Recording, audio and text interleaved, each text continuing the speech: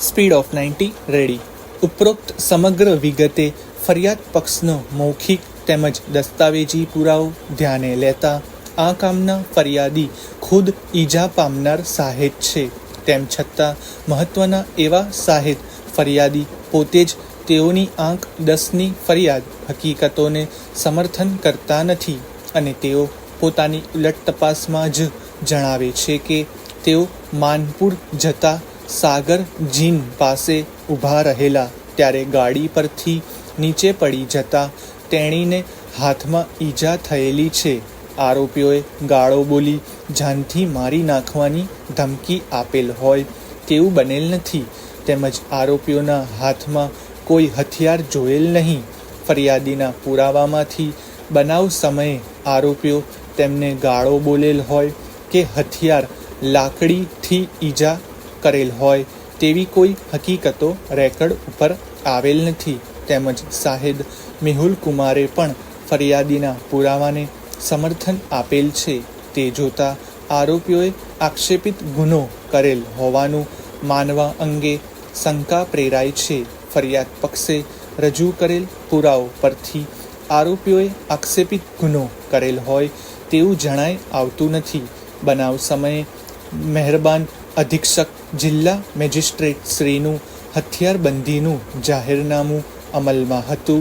તે અંગે ફરિયાદ પક્ષ તરફથી કોઈ મૌખિક કે દસ્તાવેજી પુરાવો રજૂ થયેલ નથી. આમ ગુજરાત પોલીસ એક્ટની કલમ 135 મુજબના ગુનાના આવશ્યક તત્વો પણ ફલિત થયેલાનું માની શકાય તેમ નથી.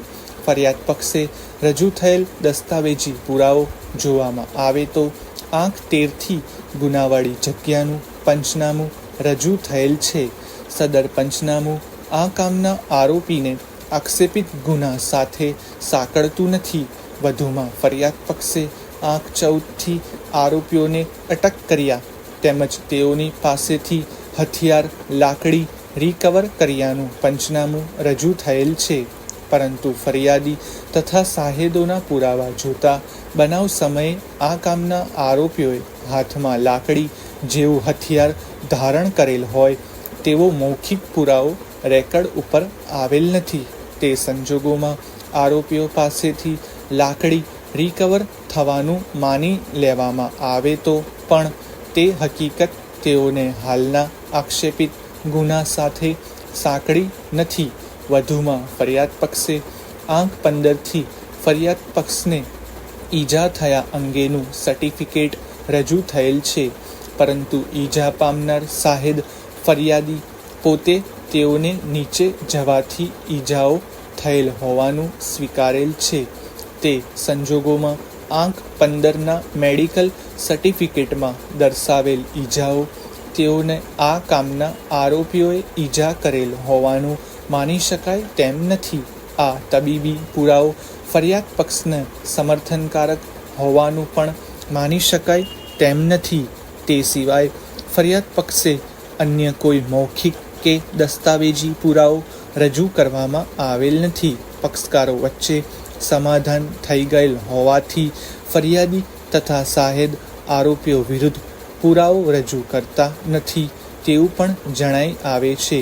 તે સંજોગોમાં ફરિયાદ પક્ષે રેકર્ડ ઉપરના પુરાવાથી આક્ષેપિત ગુનાઓમાં આવશ્યક તત્વો શંકાથી પર સાબિત કરવામાં નિષ્ફળ ગયેલાનું માનવામાં આવે છે.